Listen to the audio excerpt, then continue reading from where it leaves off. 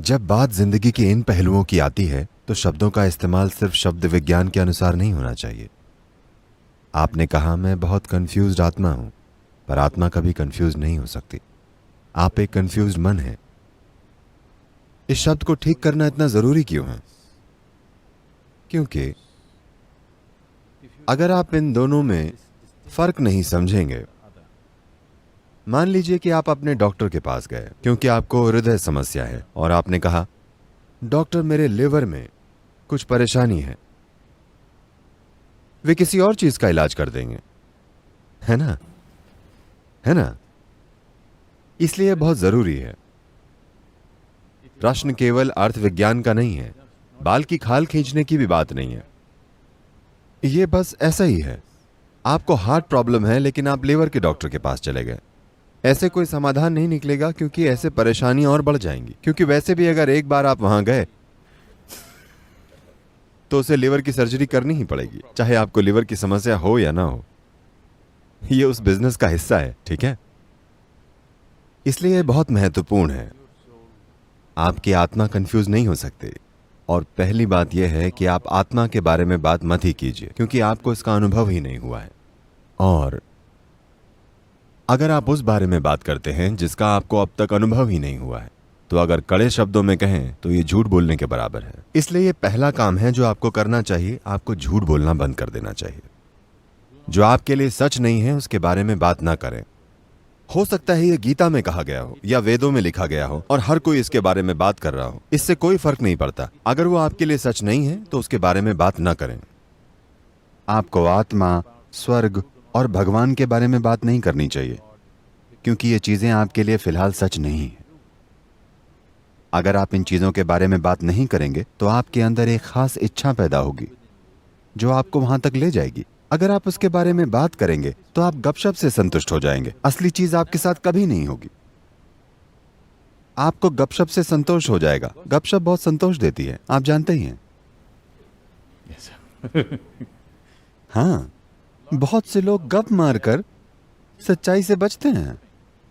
बहुत से लोग सिनेमा जाकर सच्चाई से बचते हैं। सिनेमा का मतलब है किसी की गपशप, है ना? किसी की कहानी। मैं इसके खिलाफ नहीं हूं, पर अगर आप इससे अपने जीवन को बेहतर बना रहे हैं तो ये ठीक है। लेकिन अगर आप इसका उपयोग अपने जीवन से बचने के लिए कर रहे हैं तो ये बड़ी समस्या है ना? और बहुत से लोग इसका उपयोग जीवन से बचने के लिए कर रहे हैं। वहां आपको कुछ करने की जरूरत नहीं है। बस एक अंधेरे कमरे में जाकर बैठ जाइए और एक बाल्टी पॉपकॉर्न खरीद लीजिए।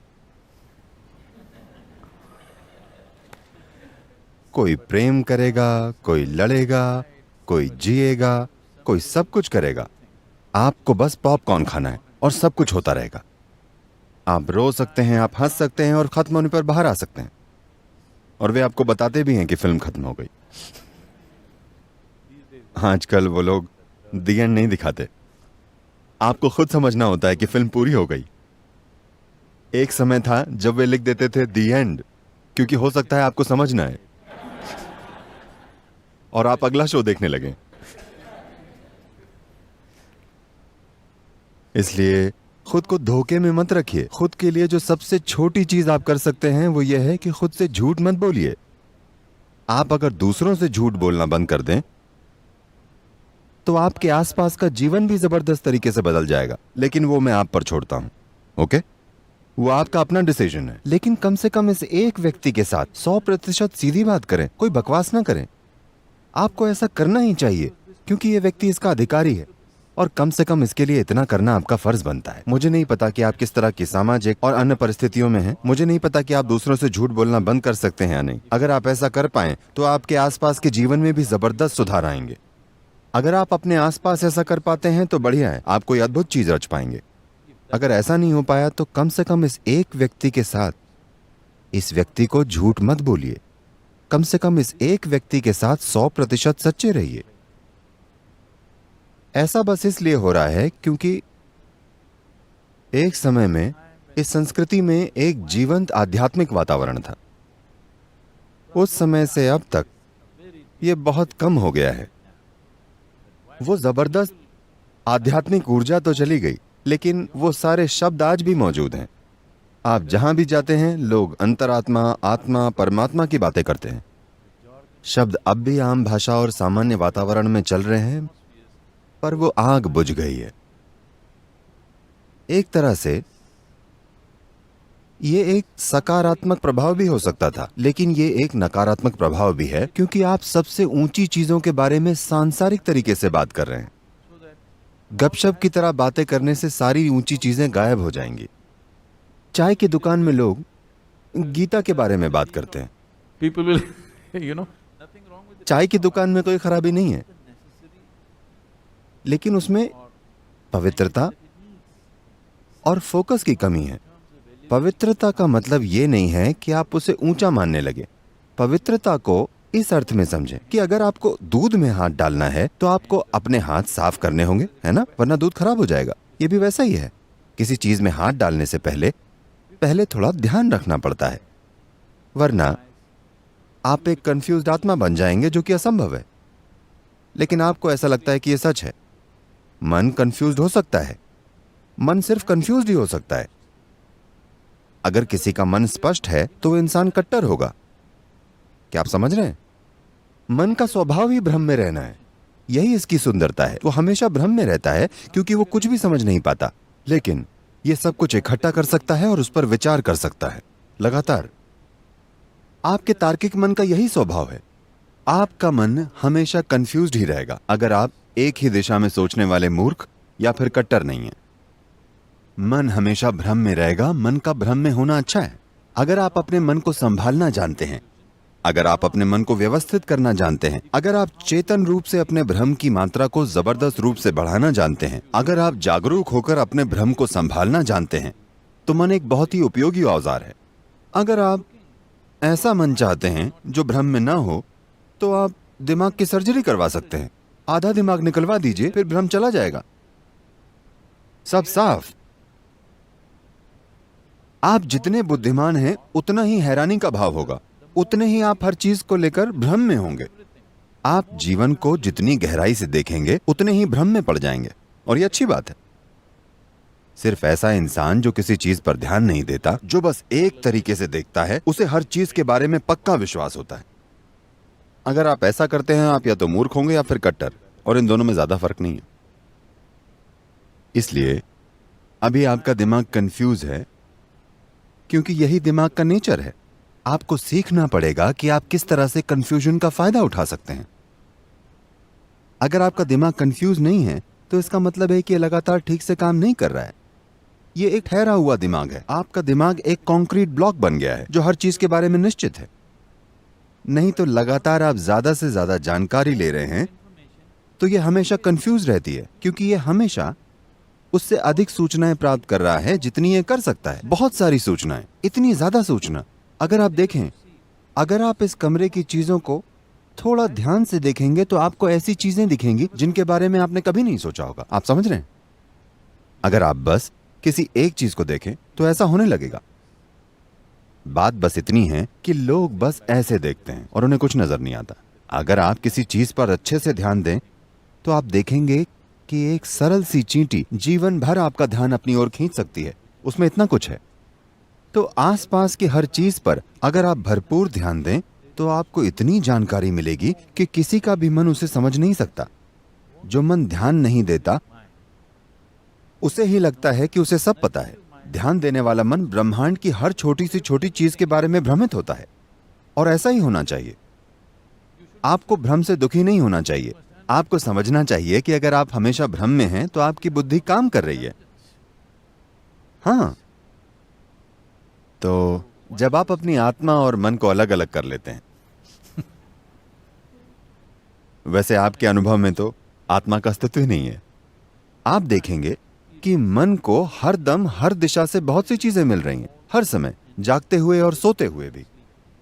हमारी 5 इंद्रियां हमेशा अनुभव करती रहती हैं। ज्यादातर लोग इस बारे में जागरूक नहीं होते, तो उनका जीवन ठहरा हुआ और बोरिंग बन जाता है। भ्रम होने का मतलब है कि संभावना बाकी है। अंतिम नतीजे का मतलब है मृत्यु। इसलिए अंतिम नतीजे पर पहुंचने की और भ्रम को दूर करने की कोशिश मत कीजिए। भ्रम अच्छा है, इस समय ऐसी चीजों की कल्पना मत कीजिए जो सत्य नहीं है। भ्रम इसलिए होता है क्योंकि आज तक कोई भी इंसान ब्रह्मांड या जीवन की प्रकृति को अपने मन में समझ नहीं पाया है। आप जीवन बन सकते हैं और जीवन को जान सकते हैं, लेकिन जीवन को कभी समझ नहीं सकते, कभी भी नहीं। आप जीवन को कभी समझ नहीं सकते, लेकिन अगर आप पूरी तरह से जीवन के एक अंश बन जाएं, तो आप जीवन को उसके असली रूप में जान जाएंगे। तो जीवन को जानने का एक ही तरीका है, खुद जीवन बन जाना। क्या आप जीवन हैं? आप आत्मा हैं या जीवन हैं? आप जीवन हैं या नहीं? आप हैं, तो वही बन जाएं। फिलहाल आप जीवन नहीं हैं। आप विचारों, भावनाओं, धारणाओं, राय और पूर्वाग्रहों का एक बंडल हैं। ये चीजें आपके अपने जीवन में ज्यादा शक्तिशाली हैं, है ना? हाँ या ना? आपकी जीवंतता से ज्यादा जगह आपके विचार और भावनाओं ने घेरी हुई है। इसलिए आप खुद को जीवन के एक टुकड़े के रूप में अनुभव नहीं कर रहे हैं। आप खुद को विचारों और भावनाओं और अलग अलग चीजों के ढेर के रूप में महसूस कर रहे हैं। आपका बोध गलत है। आप जिंदा हैं, इसलिए सोचना संभव है। क्या आप समझ रहे हैं? आपके सोचने की वजह से आपका अस्तित्व नहीं है। आप जिंदा हैं, इसलिए आप चाहें तो सोच भी सकते हैं। लेकिन फिलहाल विचार प्रक्रिया ने इतना विवश कर दिया है कि लोगों को लगता है कि वो जीवन से भी ऊपर है। ऐसा नहीं है। जीवन से पहले आपके विचारों का अस्तित्व नहीं हो सकता। आप जीवित हैं, इसलिए आप सोच सकते हैं। विचार, अगर किसी के विचार किसी एक चीज पर टिके हुए हैं और उसे किसी और चीज की परवाह नहीं रहती, तो ऐसे इंसान की विचार प्रक्रिया अस्त व्यस्त नहीं होती। वो अपने विचार की वजह से मुक्त होता है। अस्त व्यस्त विचार प्रक्रिया आपकी रक्षा नहीं कर सकती। पर अगर आपका विचार सिर्फ एक ही चीज से जुड़ा हुआ है, तो ऐसा केंद्रित विचार, ऐसा विचार आपको बहुत सारी सुरक्षा, लक्ष्य और काबिलियत दे सकता है। वो एक अलग बात है। लेकिन फिलहाल आप उस स्थिति में नहीं हैं, तो एक सरल साधन का उपयोग करना अच्छा होगा। इस बात की चिंता ना करें कि कोई आप पर प्रभाव डाल सकता है। आपको यह समझने की जरूरत है, अगर आप खुद की रक्षा करते हैं तो खुशहाली से भी दूर होंगे। समझे आप? तो बचाव ऐसा होना चाहिए कि जिन चीजों की आपको जरूरत नहीं है, सिर्फ वो चीजें आपसे दूर रहें। आपको फिल्टर की जरूरत है, दीवार की नहीं, है ना? अगर हम आपके चारों तरफ एक दीवार बना दें, तो यह आपको जीवन से ही बचा लेगी। बहुत सारे लोग यही कर रहे हैं। वे अपने आप को मौत और खतरे से बचाना चाहते हैं, लेकिन वे खुद को जीवन से ही बचा लेते हैं। वे इतने सुरक्षित होते हैं कि जीवन भी उन्हें नहीं छूता। वे इतने सुरक्षित हैं। ऐसे न बने। जीवन को आपको छूना चाहिए। यहां तक कि अगर जीवन आपका दम घोंटने लगे, तब भी वो जीवन से अछूते रहने से बेहतर होगा। धन्यवाद।